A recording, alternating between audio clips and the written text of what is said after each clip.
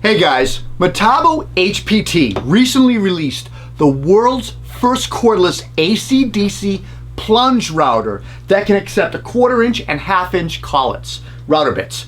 You never get a second chance to make that first impression, and I immediately liked the size and feel of this router, the way the handles are placed, the power.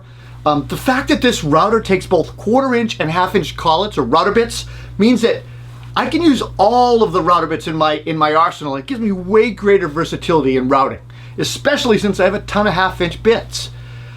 At only 6.6 pounds and 2 horsepower brushless motor, this thing will operate from 11,000 to 25,000 RPMs, and it's controlled by a variable speed knob up at the top here, so you get that versatility in cutting and routing.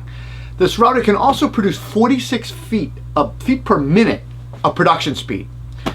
I personally like the ergonomic grip with the handle mounted lock and trigger switch. It's intuitive, it's comfortable, it plunges smooth, well placed plunge lock knob near the trigger for righties. Obviously it's set up for a righty trigger.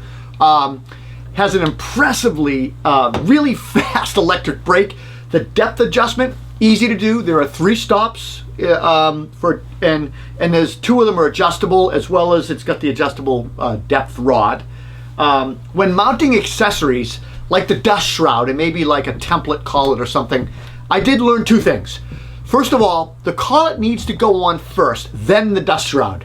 The dust shroud has to be on first for the bit as well. And there's no easy on and off of collets. So if you need to swap stuff out, you need to remove that dust shroud. And that can be not a big deal, but it can be a little bit of a pain. Number 2, if you're using both a collet, like a template collet, and the dust shroud, the thumb nut that secures that down with a little bit of a screw just catches the screw just a little bit, and basically the threaded bolt needs to be just a little bit longer. That's all. It was a little bit annoying. It only catches a bit. When using the router, I noticed that the power was really good. It's a powerful cordless router. There's low vibration, and the dust collection works well, especially for airborne dust. I was routing some columns and I noticed that there was no airborne dust, but there was a lot or some sawdust in the flutes of the column.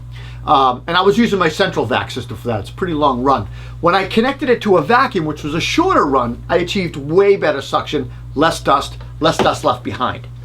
The plastic dust shroud will only work with router bits that are up to an inch and a 1/4 inch diameter.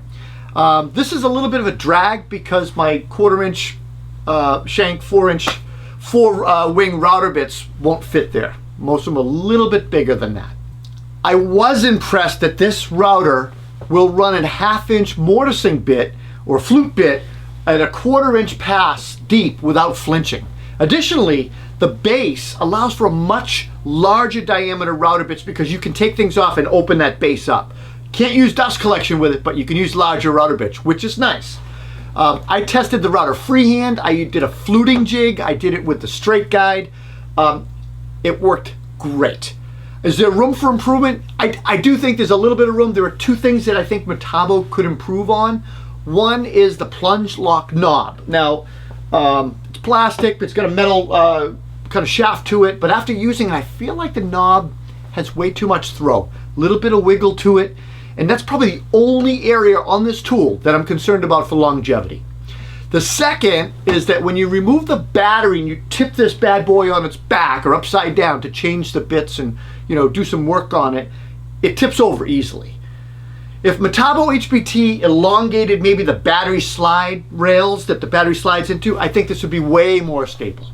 Other than that, there were no real negatives on this tool, and everything worked like it was supposed to. It was a pleasure to operate. As far as noise goes, it's quieter than any router I use. Another nice feature is the LED lights that illuminate that base of the router. There's 2 lights activated when the trigger goes on, and they actually, you can hit the trigger lightly, it'll stay on, the lights will go on, and they stay on afterwards. The feature is the LED lights. They turn on when you press the trigger a little bit, the router doesn't turn on, and they stay activated for about 10 seconds afterwards. They illuminate pretty well. They do a good job. Something that many people don't get is the value behind the whole multi-volt adapter. This router runs on AC/DC power, which means it runs on the multi-volt battery or an adapter. Metabo HPT 36-volt slide-style battery works on this, but there's also this adapter that they sell. And you only need one adapter or all the multi-volt tools that you have, but the versatility gives you assurance that you're going to get the job done. You always have power. This router is going to sell for $399 online and at Lowe's, and it comes as a kit. Some of the things you're going to get is the router, a 2.5 amp hour 36-volt battery, charger, a really cool tool bag, 1/2 inch and 1/4 inch collets, collet wrench or router wrench, template guide set, a straight guide, and a dust collector shroud.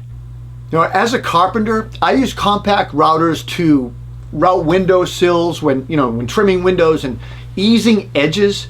Sometimes we use it on decking and trim and creating chamfers, built-ins, and mortising hinges. There's all kinds of things we use routers on, especially even on-the-spot moldings in some of these old houses we work at. More and more contractors are cutting the cord on their job sites, and the ability for a cordless router to just move freely around the job site is a huge plus. I think Metabo HPT hit a home run on this by offering plunge router, AC/DC compatible, and the 1/4 inch, 1/2 inch router bit collets. They solved the pain points that the smaller competition routers have, basically. So look, guys, that's it for this review. It was a short one. If you enjoyed the review, please give us a thumbs up, subscribe, hit that notification bell right there in the corner. Also, please subscribe or follow Concord Carpenter and Toolbox Buzz on Instagram. We'll see y'all next time.